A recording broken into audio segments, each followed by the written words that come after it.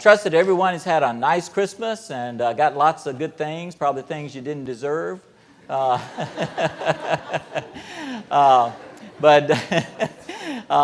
in less than 37 hours, we will do what? Start a new year.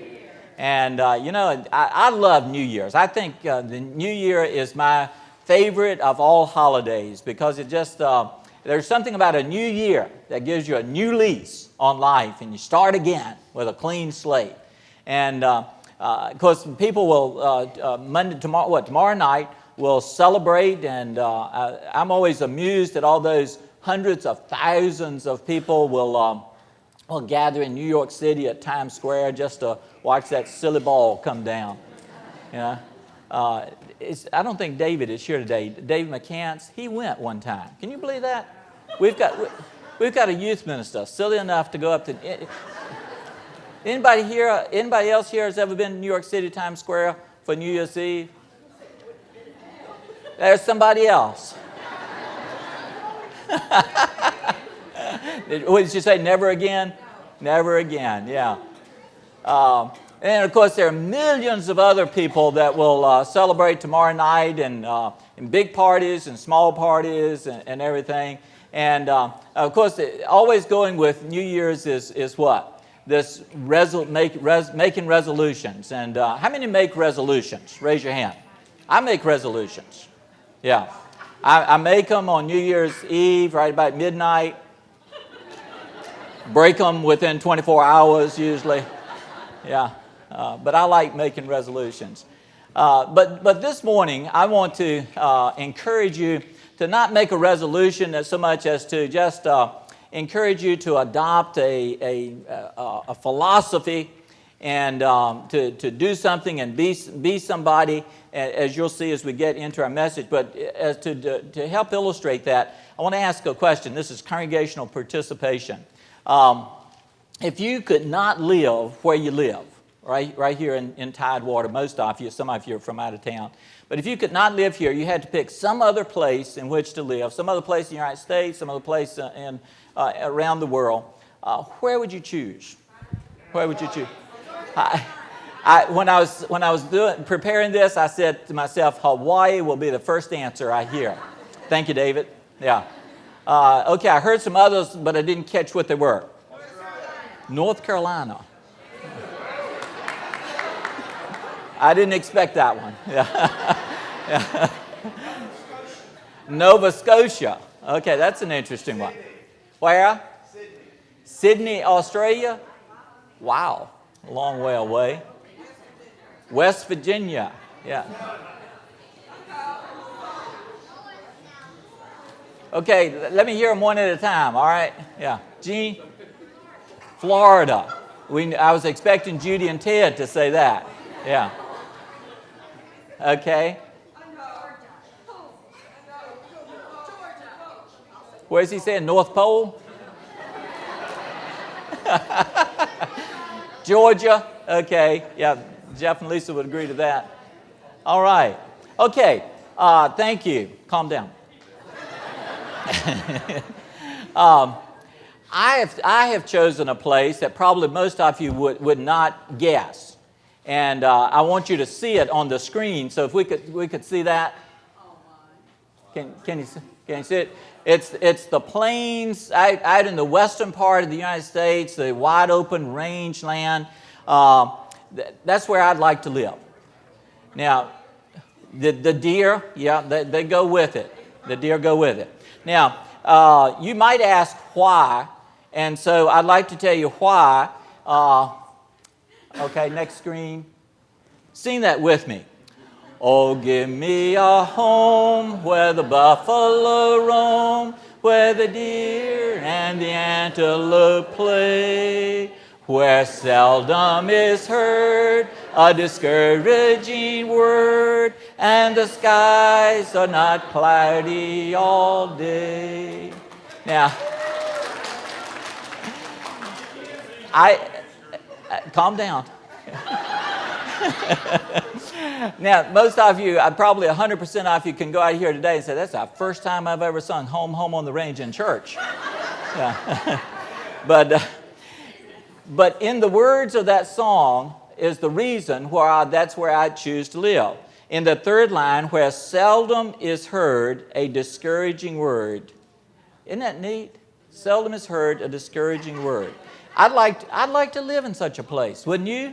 Where seldom or never is heard a discouraging word. Now, since I know that most of you will agree with me, I want to suggest that we don't have to move to another part of the country or another part of the world. We can decide to make the year 2008 a year of encouragement. And that's our message today. A year of encouragement. If you have your outline that you picked up on the way in, let's begin by, number one, seeing the need for encouragement. The need for encouragement. In other words, the fact that we need encouragement is proven by the reality of what? Discouragement. There's so many people who are discouraged. In fact, let me ask you again, how many in the room this morning would raise your hand saying, yes, there have been times when I was discouraged? Raise your hand. Okay. If you didn't raise your hand, you didn't understand the question. Seriously. Yeah? I won't ask it, but some of you came in this morning discouraged over one thing or another. Discouragement is as old as man himself.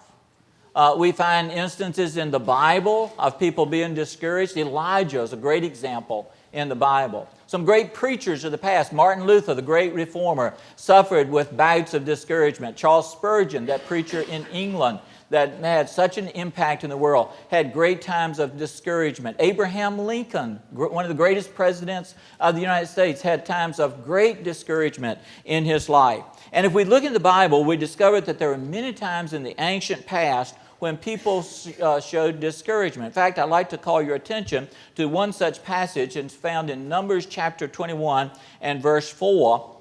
And this passage is speaking of the Israelites, the children of God, as they were journeying in the wilderness. You remember they had left Egypt, come through the Red Sea, miraculously parted by God.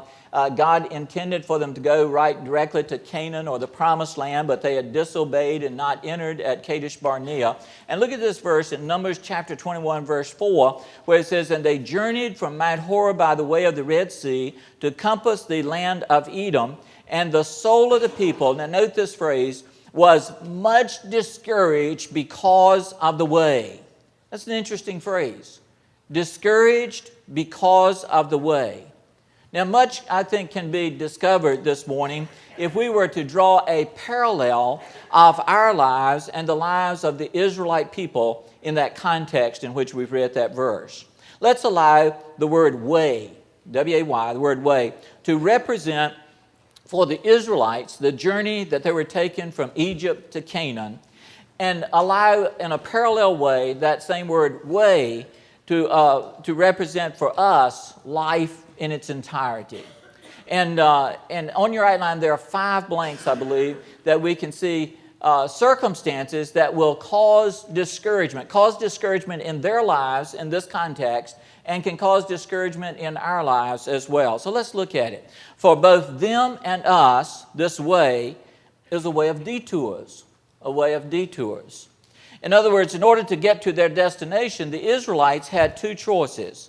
They had approached the country of Edom, which was sort of a U-shaped country, and the first choice would have been to have gone right across the country of Edom. That was the shortest route that they could have taken, or take the long route around it. Now, because the king of Edom denied them permission to go through his country, they were faced with a long detour. They had to go way out of their way in order to get to where they wanted to go. So let me ask you a question. Have you ever faced a detour in your life? Yeah. We all have, haven't we? In other words, the goal you had hoped to reach in a certain amount of time, you realized was going to take a lot longer. A lot of different circumstances were going to take place than what you had anticipated. And it's discouraging when that happens, isn't it? It certainly is. Moses had hoped to enter the Promised Land with his people, but his plans were changed. Jeremiah preached fervently and frequently to God's people, hoping for repentance and obedience on their part, but they wouldn't listen, and Jeremiah became known as the weeping prophet because people wouldn't listen to his preaching. Elijah became discouraged when things didn't go as he had hoped and planned. Life is full of detours in each of our lives, and frequently those detours bring discouragement with them. Some of you this morning may be involved in a detour in some way or another, and it's really doing a number on you. But as we look back to the Israelites, it was also not only a way of detours, but it was a way of denial. A way of denial. The reason they had to detour is because of denial. They'd made a very polite request to the king of Edom, promising that they would not pollute his land in any way, but he denied their request. Again, in our lives, we often face denial, and it can be discouraging. Maybe we're denied a request for a salary increase, or maybe we ask a friend for a big favor and get turned down. Perhaps we're trying to borrow some money and get turned down. We really need the money. Young people, maybe you've had your heart set on doing a certain thing, and your parents, for some reason, have said, no, you can't do that. And they've denied permission. Perhaps you've asked someone to marry you and got turned down. That can be discouraging, can't it? And so denials can be awfully discouraging, but they happen over and over again in our lives.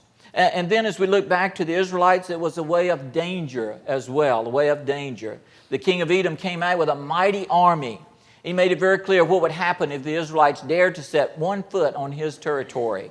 Danger can cause discouragement. Although we do not face that kind of danger in our lives today, there are many around us who do. We need to remember our brothers and sisters in other parts of the world who do. I mentioned this in Sunday school class. Maybe you saw it in the news. Thursday morning's news carried the news that in Orissa, India, where Avalon built a church building for the Christians in Bargar, Hindu extremists this week destroyed 12 churches and killed one Christian. Those Christians in that part of the world live in extreme danger, and that can be discouraging. We need to pray for them on a regular basis. And then, number 4, there's a way of death, a way of death. In the previous chapter of Numbers, just before we read that passage in Numbers 21, in chapter 20, it tells us that 2 of the Israelites' respected leaders, Aaron and Miriam, the brother and sister of Moses, had both passed away. Now, everyone knows the sadness and the discouragement that are usually present when a loved one has died. And have you ever noticed that it seems that death increases around this time of the year? Around Christmas, New Year's? Thursday's Virginian Pilot took 3 pages, the better part of 3 pages, just to print all the obituaries, and where it usually takes maybe a little bit over a page. There was almost twice as much space taken up. And so we know that there's more discouragement than usual at this time of the year because of death. And then fifthly, as we look at the Israelites, it was a way of drifting, Because of their lack of faith, the Israelites had been assigned 40 years of wandering in the wilderness, basically drifting from one place to another. That 40 years of aimlessness was going to contain the lives and deaths of all those who had been faithless when God wanted to take them initially to the promised land. Likewise, drifting or lack of purpose in life, in our lives, can bring about major discouragement. Philosophers talk about existential despair. By this they mean a deep discouragement which comes when people have no apparent meaning in life. And this lack of purpose may help to explain the discouragement of drifting young people, later years of high school, years of college, when they just don't know what they want to do with their lives. That can be discouraging. Or people going through what we call the midlife crisis, because they're not accomplished what they had hoped for and now just don't know which direction they want to go. Or, for example, maybe retired people who no longer feel useful. I've heard frequently of people who have retired and say, life is boring, don't know what I want to do with my life. That gets discouraging. And so without a doubt, there's always a need for encouragement. And so my challenge to us this morning as a congregation is to pull out all the stops in the year 2008 in becoming a church known as the encouraging church. Wouldn't it be great if people said, oh, Avalon, that's the church of encouragement. Avalon. That's the place where if you go, you come away encouraged. Wouldn't that be great? I think it can be. But how can we do that? And that brings us to point number 2 in the major part of our outline this morning. I want to share with you the resources of encouragement. In other words, how can we be encouraging people? There are several ways that I would share with you this morning. What are our resources? Well, people. People. In other words, you and I, we're the resources for being an encouraging church. You and I are some of God's major resources for encouragement. Luke tells us in Acts 20 that Paul traveled through the area of Macedonia, speaking many words of encouragement to the people. Now, think about that. Paul traveled through the area. Here's an apostle, here's a preacher, and he traveled through the area of Macedonia. In other words, he went from congregation to congregation to congregation. What did he do? He spoke words of encouragement. Why? Because he knew that those people could easily become discouraged. And now, first of all, initially, that speaks to me and to us as preachers of the gospel, of the responsibility that I have, that from this pulpit, that I speak words of encouragement. Now, I've heard people, perhaps some of you, say that you've gone to other churches. Maybe you went to a specific church for an extended length of time.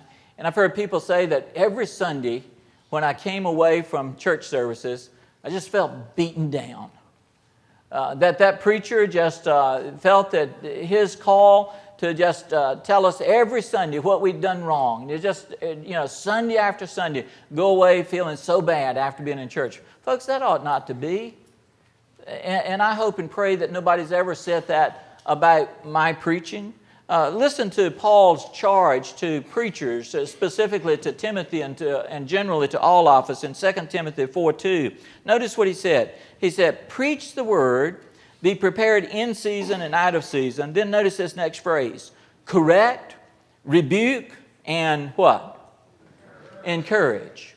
Correct, rebuke, and encourage with great patience and careful instruction. Now notice that there ought to be a balance there. True, there ought to be some Sundays, some parts of a message where I, as your minister, your preacher, maybe say some things that are pretty strong. And sometimes you go out and say, wow, man, you stepped on my toes today. But usually when you say that, you say thank you for doing that. And so I realize that there are some times that I need to preach messages that correct and rebuke.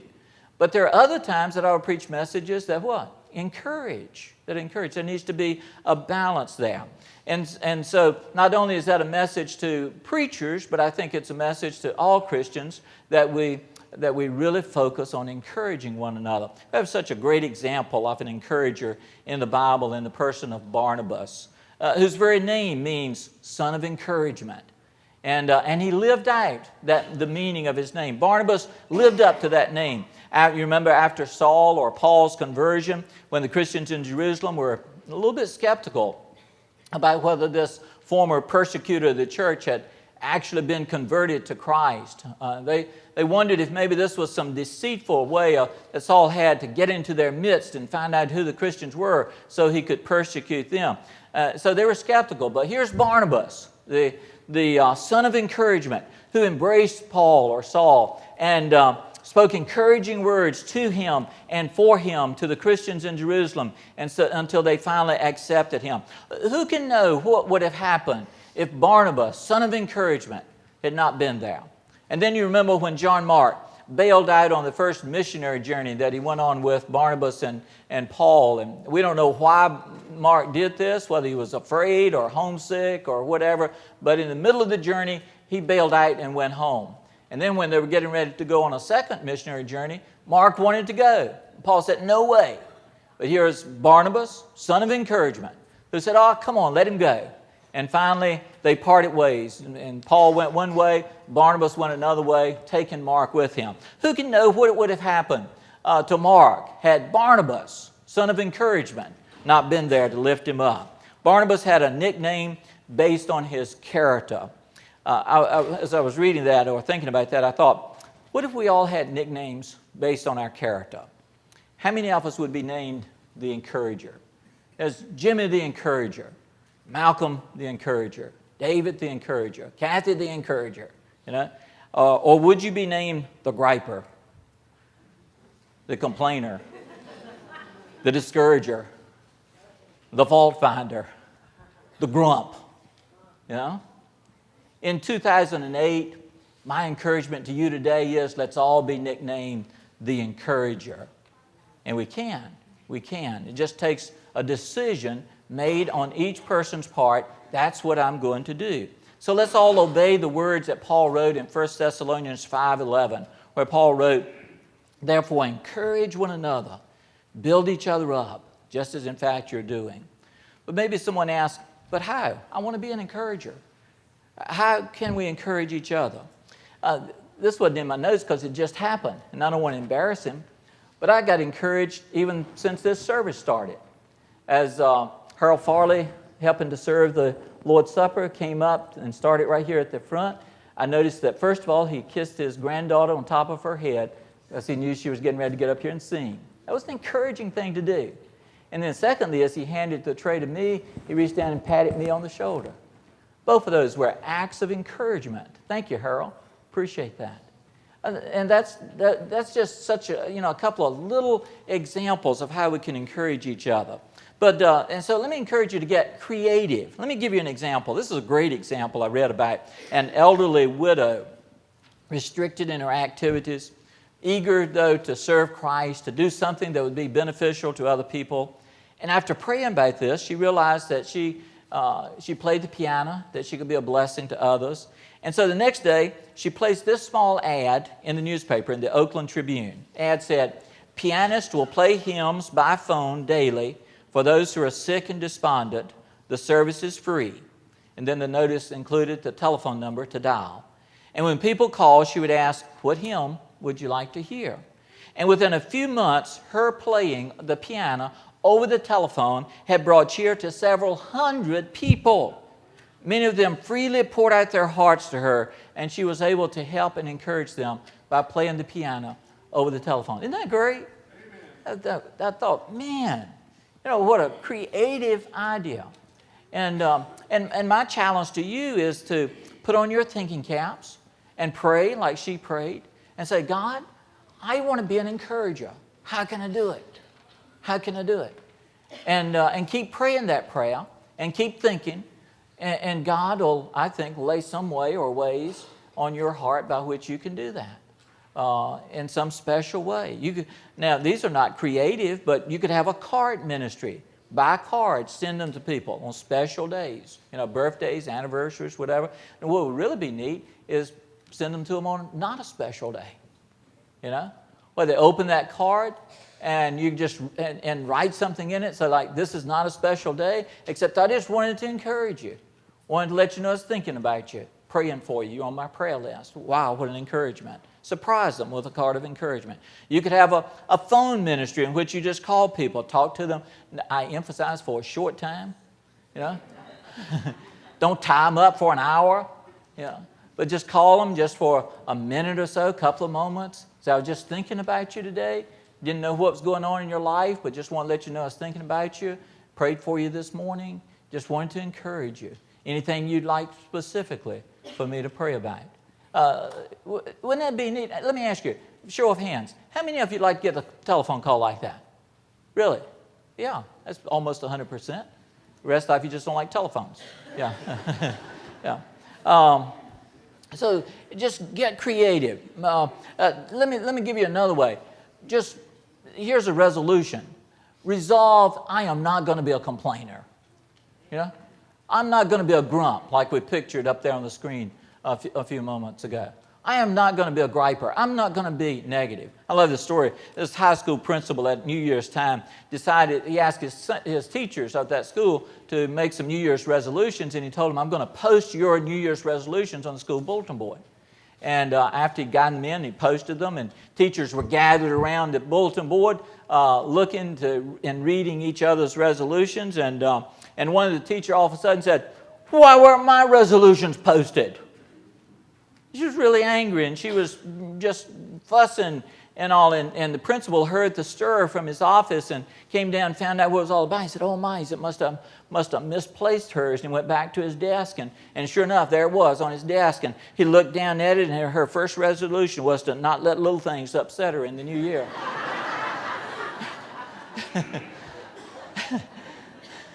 Yeah, if you make a resolution to not be a grump, make it last. Make it last. Yeah. And if you're afraid you won't be able to make it last, ask somebody to be your accountability partner and to tell you when you've become a grump. And let that person do it. In other words, get creative. The first resource is people, you and I. We can all be encouragers to one another. But there are other resources as well. The second resource on your outline, the one I love, is the Scriptures. The Scriptures is such an encouragement. Listen to Paul's words in Romans 15:4. Paul wrote, "For everything that was written in the past was written to teach us." Get this, so that through endurance and the encouragement of the Scriptures, we might have hope. Isn't that great? In other words, why did the writers of the Scriptures, the Old Testament specifically, as this passage has reference to the Old Testament, why did the writers write all of this? And why did God ordain that it be and that it be preserved down through the ages? Well, I'm sure there are a number of reasons, but one of them specifically, and Paul points it out in this passage, is so that his people could read those Scriptures and gain encouragement. And I love to read the Old Testament stories of the great heroes of the faith. Don't you? I love to read about David and Goliath. I love to read about Samson and Gideon and Joshua and Caleb. My favorite character in all the Bible, with the exception of Jesus himself, my favorite character in the Bible is Caleb. I love to read about when Caleb, at the end of those 40 years of wandering in the wilderness, because he and Joshua had been faithful. I love it when he went to his buddy Joshua. He's 80 years old. Get this. He's almost as old as Mary Wadford. and I'm sorry, Mary. But here's Caleb, 80 years old, and he comes to Joshua, and he says, "Give me that mountain." Now, if you remember that story, that wasn't just a small request. Why? Because that mountain was inhabited by giants. And he'd seen it 40 years before. And instead of saying, "Joshua, I'm old and decrepit, just give me my Social Security and the rocking chair. Yeah, I've done my thing." Here's Caleb that said, "I want that mountain. I want to conquer. I want to defeat those giants that live over there around that mountain." I love Caleb. But I just love to read all those stories of the great heroes of the faith. And in the New Testament, right after God had inspired the writer of Hebrews, we think it was Paul, don't know for sure, but whoever it was, had written that great 11th chapter of Hebrews, which many have labeled as Faith's Hall of Fame. If you're familiar with the 11th chapter of Hebrews, you know that it just lists these Old Testament characters, one after the other, by faith Enoch, by faith Abel, by faith Abraham, by faith this one and that one, and just lists so many of those and just makes a brief reference to something about their life. And right at the conclusion of that, right in the beginning of Hebrews chapter 12, verse 1, I love this passage.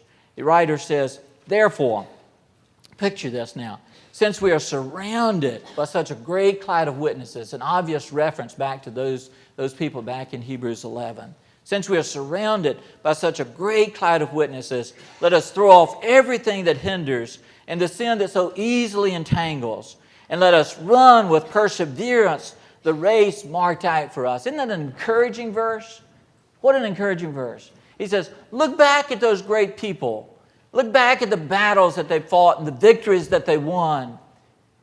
And just picture them in the grandstand, cheering us on while we're running this race called life. And he says, let us throw off everything that entangles us. The sin, move the sin out of our lives. Let's get to it. Let's keep running, never quit. Get rid of everything that's hurting your Christian walk. He's saying, with all those pioneers who blazed the way, cheering us on. And who were some of those spiritual veterans who proved to be an inspiration to us? Just think of some of them and their struggles. If our faith grows weak, we can be encouraged by reading about Abraham, the father of the faithful. If we need a second chance, and who among us has not ever needed a second chance? What encouragement there is in reading the story of David and the second chance that God gave him. If I need boldness to preach the strong truths of God's Word, I can find that encouragement in reading about Jeremiah or Daniel. If I need to hold on just a little bit longer, Joseph, the boy of many coats, a coat of many colors rather, who was thrown into prison but persevered. He encourages me in that need for stamina. And what if I wonder if one person, just one person, can make a difference? Well, I need to read about Noah, don't I? I realize that God can work through me if I'm totally committed to Him. Those great heroes of the Bible encourage me every time I read about them. And no matter how well I already know the stories, I can never read them too often. So the Scriptures, a great resource. People, resource. Scriptures, resource. And the third resource is the greatest of all, is Jesus Christ.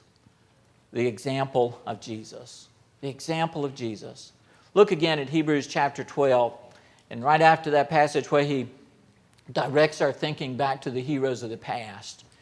Then he says in verses 2 and 3, let us fix our eyes on Jesus, the author and perfecter of our faith, who for the joy set before him endured the cross, scorning its shame, and sat down at the right hand of the throne of God. Then he says, consider him who endured such opposition from sinful men. Why? So that you will not grow weary and lose heart. In other words, if you need encouragement, look at Jesus. If you're growing tired in your struggle against Satan, look at Jesus. If you're losing heart and you feel like it's just not worth the effort, he's saying, look at Jesus. Because there's the inspiration, there's the encouragement that we need in order to be faithful. In Jesus, we have an example. He exemplified never losing sight of one's goal. You see, when you and I started off, when we were baptized into Jesus Christ, we had a goal, didn't we? And that goal was to one day enter heaven. And hear the Lord say, well done, good and faithful servant. But sometimes in our struggle, we lose sight of that goal. Jesus never lost sight of His goal. He left heaven with one goal, the redemption of mankind, the salvation of every one of us in this room. And to reach that goal, it meant His leaving heaven's glory. It meant the deliberate turning down of all this world had to offer. It meant suffering on the cross. And if Jesus could endure like that, so can we. So can we. Peter said it. 1 Peter 2:21, he said, to this you recall, because Christ suffered for you, leaving you an example that you should follow in His steps. Don't get discouraged if you suffer as a Christian. Jesus suffered. Are we better than He? Do we get discouraged thinking that if we were not a Christian, we could have more of this world's goods? Don't get discouraged. Jesus is our example. He never owned land. He never owned a house. He never owned a car. He was even buried in a borrowed tomb. Jesus is not only our example, though. He is our companion. He's our companion. Jesus is at once the goal of our journey and the companion of our way to get to that goal. He is at once the one whom we go to meet and the one with whom we travel as we go to meet Him. Not only is Jesus our example and our companion, He is our inspiration. He's the one who inspires us. I love this story, a true story.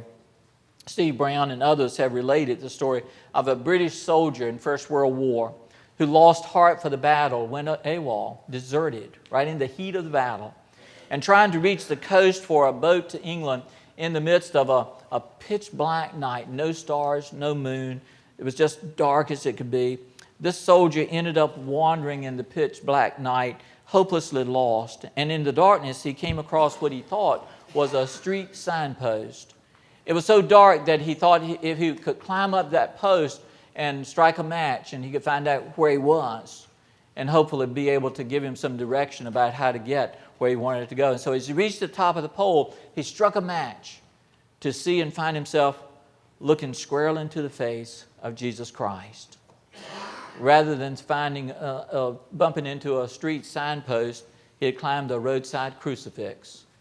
There he was, staring right into the face of Jesus.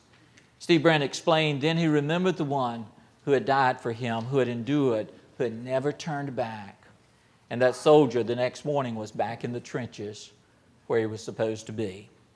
As a runner, when you're tired, afraid, discouraged, the best way I know to get your second wind is to look on the face of Jesus Christ. And remember that He is our companion, He is our example, He is our inspiration. And so today, as the praise team comes to lead us in our closing chorus, I encourage you today, if you are discouraged, look again at Jesus so that you will not grow weary and lose heart.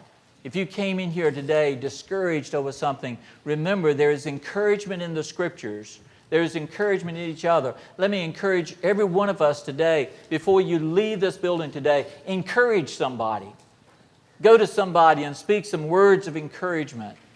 And go out of here today determined like never before that you'll do your part. You're just one, but you'll do your part to make this a church of encouragement. And as we prepare to sing this closing song, maybe you're here today ready to take that initial step of obedience to the gospel of Jesus Christ, to invite Jesus to come in and take up residence within your heart. If you're ready to take that step and be buried with Christ in the waters of Christian baptism for the forgiveness of your sins, we're ready to assist you in that. Maybe you've already done that and desire to place your fellowship here with the local congregation because you want to be a part of a church of encouragement. We welcome that decision as well. Whatever it is that you have in your heart, we invite you to come as we stand, as we sing together.